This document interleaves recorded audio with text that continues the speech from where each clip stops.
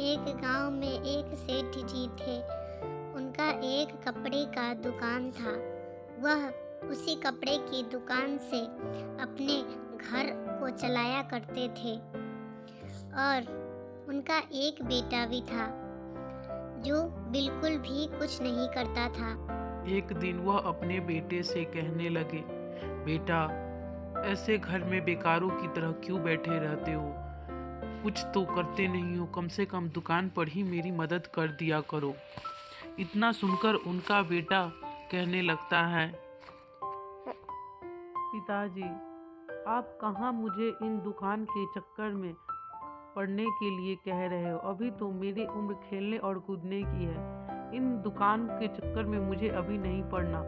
यह कहकर वह नज़रअंदाज कर देता है और वहाँ से चला जाता है। अपने बेटे की बात सुनकर सेठ जी बहुत दुखी हुए।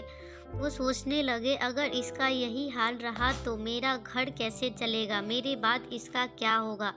यही सोच सोच के बहुत दुखी होने लगे और फिर सोचे पता नहीं क्या होगा। यही सोचते सोचते उनके दिमाग में एक बात आई, क्यों नहीं अपने बेटे की शादी करवा दी जाए। फिर उन्होंने अपने बेटे की शादी करवा दी।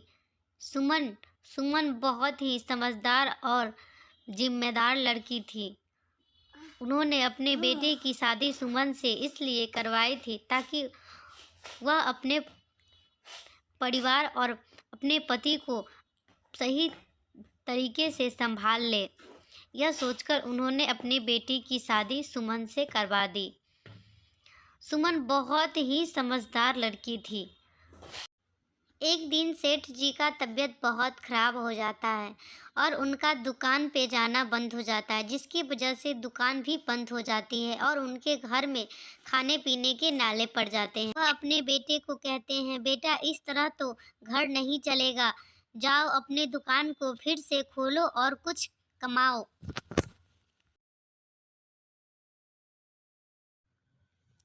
कल होकर वह दुकान खोलने जाता है, लेकिन उसे दुकान की अधिक जानकारी न होने के कारण उसकी दुकान में बहुत ज़्यादा लॉस होने लगता है और वह बहुत ज़्यादा चिंतित होने लगता है कि क्या करे क्या नहीं।